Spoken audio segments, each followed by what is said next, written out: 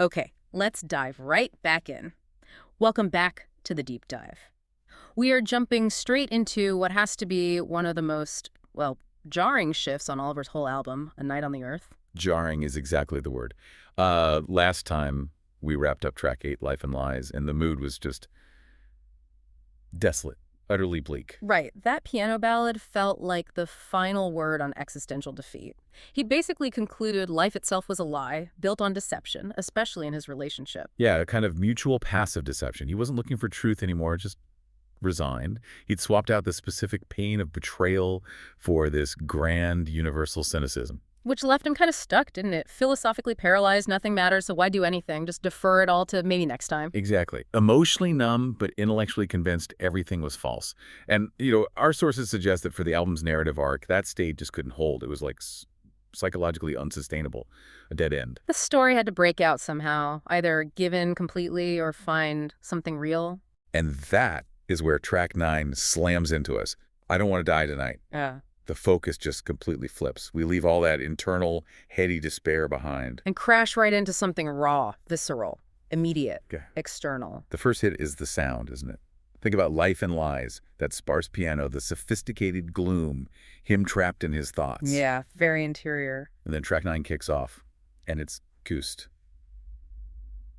Acoustic guitar country. Country. I mean, Oliver uses rock, blues, piano ballads, but this specific sound, it feels like a total system shock, really stripped down. It does, and it's more than just a genre switch, It feels like a statement. Acoustic country often has that raw, immediate feel. You hear the fingers on the strings, the unvarnished emotion in the voice. Earthy, like he's throwing away all the complex philosophy. I think so. It signals this rejection of the internal defeat. He's grabbing onto external reality. Survival. The big question becomes, maybe survival is the only truth left. And the track itself, written in 1995, Mm-hmm. our sources give us a pretty intense description for its theme. Incredibly intense. The core idea is the song portrays the narrator dying in the arms of the woman that he loves, unquestionably. Okay, hold on. We need to pause right there because loves unquestionably. After 8 tracks dissecting lies, betrayal, jealousy, the core reason he concluded life was a lie. Right. How can we suddenly just accept this love is unquestionable? Is Oliver just changing the rules for dramatic effect here? It's a fair challenge, a really important one. Yeah. But I don't think it's a retcon exactly. I think the key is the context. Imminent death. Explain that. How does death change the nature of the love? Well, think of it like this. Facing immediate violent death. Does suspicion matter anymore? Does past jealousy count? Or does everything just get stripped away to the absolute essentials? So the unquestionable part isn't about her past actions or his old doubts. It's about his present state. In that moment, facing annihilation, the only thing real, the only thing you can possibly hold on to is the connection with the person right there. All the complex emotional baggage, it just vanishes. It's a luxury for the living. Ah, okay. So the purity is situational. Born of desperation, maybe. Born of necessity, I'd say. When everything else is stripped away, what's left? Survival and connection. That's the mission here, I think. To unpack how this raw plea for survival, rooted in this final, intense love, completely overturns the cynicism that came before. All right, let's get into that. Section 2, survival versus this unquestionable love. The title itself, I don't want to die tonight. It doesn't get more basic than that. It's the primal scream, isn't it? After deciding life is a lie, he throws out all the philosophy, all the history. What's the bedrock truth underneath it all? Just exist. The raw biological urge to keep going. That becomes the only honest thing left when everything else feels false. And crucially, the danger isn't internal anymore. It's not metaphorical hell or cosmic distance like in earlier tracks. Right, this is specific. Oliver puts it right on the ground, in this city of death, on this dangerous street. Exactly. We're pulled out of his head and onto, well, a literal dangerous street. There's a tangible threat. Violence, an accident, something immediate's happening. That localization gives it such urgency. The stakes feel completely different. Real-world consequences, not just emotional ones. Yeah, it almost makes the earlier emotional struggles feel a bit abstract in comparison, like they happened in a safer space.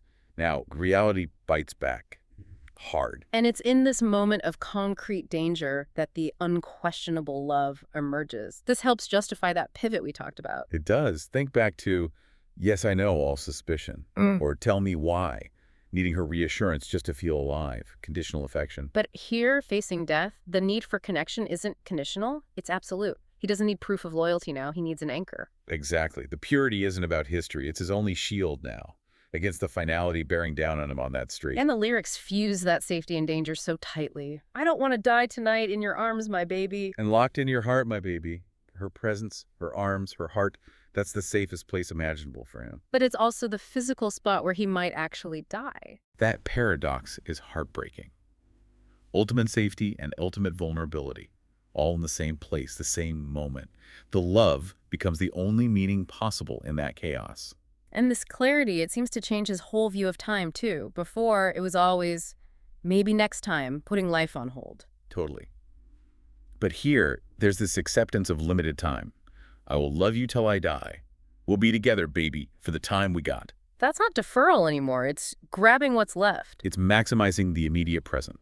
The focus isn't on fixing the future or escaping somewhere else. It's about experiencing this connection right now, for as long as it lasts, even if it's just minutes. It feels like the ultimate embrace of the present moment, however terrifying it is. It really does. All that complex doubt about life and lies, gone. Replaced by the undeniable reality of this love, this danger, right now. Okay, but even with this intense clarity and love, there's a twist. He wants to escape something, but maybe not the danger. Right, this leads us into the next layer, section 3. The conflict of memory and escape. And it gets psychologically really complex here. He says, so the truth is raining down, and my future's fading out. What's the truth here? Well, unlike the ambiguous truths he was wrestling with before, this truth seems devastatingly simple. The immediate danger, the fact that he's probably dying, his life, his relationship, it's all collapsing under this external weight. And then the line that just stops you. Can you help me forget how I loved you all of my life? Why? Why forget the one thing he just declared unquestionable? It sounds counterintuitive, but think about catastrophic grief. That love, that all of my life investment, is precisely what makes the impending loss unbearable. Ah, so the intensity of the love makes the threat of losing it more painful. Exactly. If he could somehow erase the depth, the history, the sheer value of that love, maybe the final separation wouldn't hurt so much. It's a desperate, paradoxical defense mechanism. He's not forgetting because it was fake. He's forgetting because it's too real and the loss is too immense. Wow. It ties right into the album's whole theme of memory, doesn't it? Before, memory was a prison of past hurts, suspicion. Here, the memory of deep love is still a prison, but one of impending pain. He wants to shed the weight of positive memories just to survive the moment of loss, asking her to help him do it.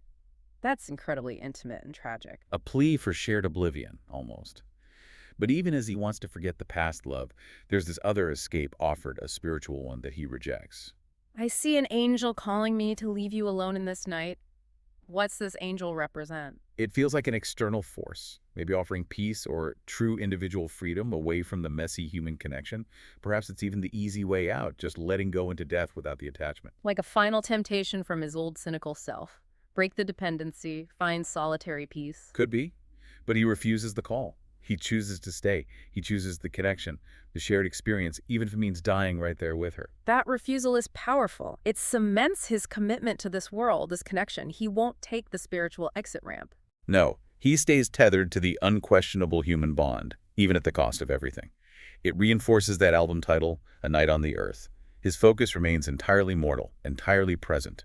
That choice really underscores the strength of this final love. It overrides even the promise of peace or escape. And it's so strong, it needs validation beyond just this moment. Look at the next lines.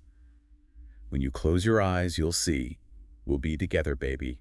Perhaps in next life. Wow, that's a huge leap from the paralysis of track 8. No more, maybe next time for this life, but suddenly certainty about a next life. It's not just about him knowing. He needs her to know, to see it, to believe it too. He's projecting their bond into eternity.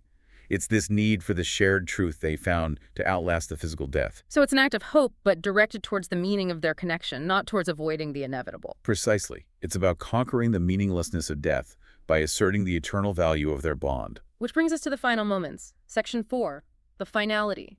He stops pleading for his life. And his focus shifts entirely onto her. This is maybe the biggest character transformation in the whole song, maybe the album. He goes from, I don't want to die tonight, to I don't want to die tonight and leave you alone, crying for me, my baby. Think about that. compared to Tell Me Why, where he needed her reassurances to keep him going. It was about his needs. Yeah, very self-focused then. But here, facing the absolute end, his primary concern becomes minimizing her future pain. Mhm. He doesn't want her left alone crying. That's incredibly selfless, especially given the circumstances. The measure of his love shifts from what he receives to what he wants to spare her. It's a moment of profound maturity, arriving tragically at the very last second, and then the description of the death itself. It's so immediate. Let's break down those last lines. I hear you calling my name while your tears are falling down. My spirit is going out. I just died, baby, tonight in your arms. The sensory details pull you right in. He hears her voice, desperate. He feels or knows her tears. Then the internal shift. My spirit is going out. It's like a real-time report from the brink. And that stark declaration, I just died, baby. No ambiguity, no fading out, just finality, delivered with the same certainty as the love he found. And where does it happen? Tonight in your arms. That location seals everything. He found his truth, his clarity, not in some grand philosophy, but in that final shared moment of love and loss. Dying in the safest place he knew. So the tragedy is complete, but in a way, so is the fulfillment of that unconditional love. It proved real, even if it was terminal. That's the thematic core, I think. Track 9 fundamentally refutes the cynicism of Track 8. It finds an undeniable, visceral truth in that raw connection, even in death. It feels like an emotional purge was necessary for the album. He had to hit absolute bottom, face the ultimate external threat. And simultaneously find the absolute peak of emotional connection. It's the only way Oliver could logically break the character out of that life and lies paralysis. He had to prove something was real, even if it meant dying to do it. The clarity he achieves is simple, almost brutal. Love is real. Survival matters. Selfless devotion is the highest act. It resolves that deep existential ache. Yeah, it completely resets the board, emotionally and psychologically. We've hit death, but he found the certainty he couldn't find anywhere else. Which leaves us with a really interesting thought for you, the listener, to chew on. He finds this absolute unquestionable truth, this pure love, right at the moment of losing everything in that city of death. So does the song suggest that maybe we only find or only allow ourselves to feel those truly deep, unconditional connections when we're backed into a corner, when we're facing the ultimate threat?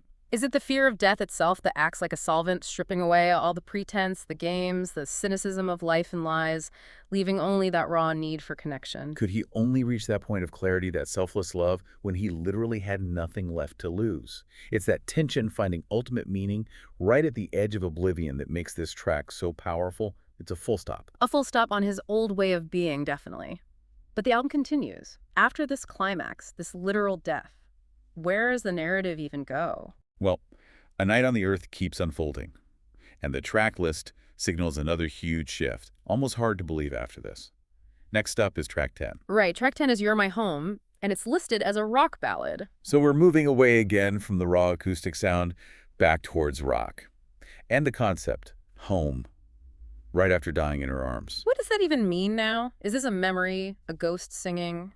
Or is it the partner's perspective, maybe? Does home mean stability finally found, or something else entirely? That's the big question for our next deep dive.